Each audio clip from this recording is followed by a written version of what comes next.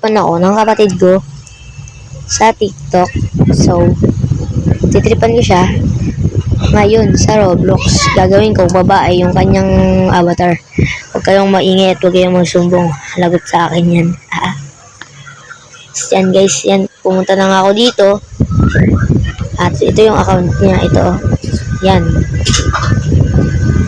Bawal ko sa inyo ipasabi yung password. Sorry guys.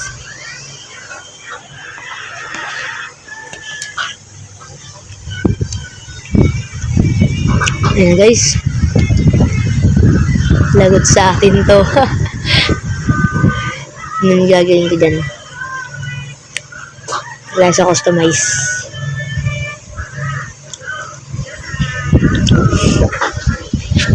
So, para guys, hindi siya magalit. Ito gagawin natin.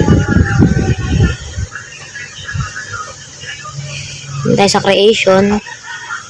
Yan, ganyan lang. Save as new. Tapos, pangalanan nyo lang. Lance po. 70. Ayan guys, so kayong maingay. Yari sa atin to. So, punta na tayo sa clothing. Head and body ata. Yan. Do. Ayan nga guys. Ayan, gawin natin kalbo.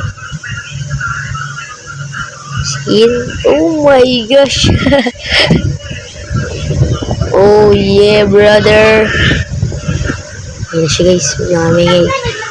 Lala, ang lala. Grabe. Basta yun guys. Hindi siya guys. Okay, maingay. Kunyari nag-swipe lang tayo dito. Ayan. Wala na siya.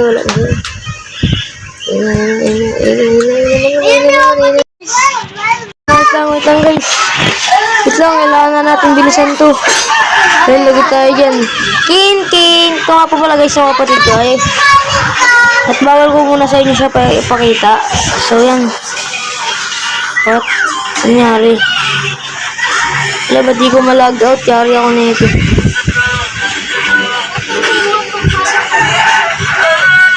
Yan. Wala, di ko mapindot. Lang guys. Ito. Habang busy pa siya. Ay, huwag kayong maingay. Nag-aaway nga pala dalawa akong kapatid dito guys. Pero ayan na. Kailangan ko na talaga itong i-log out. Yan nga guys, na-log out ko na. Paano ba yan? So yun lang guys. Bye-bye.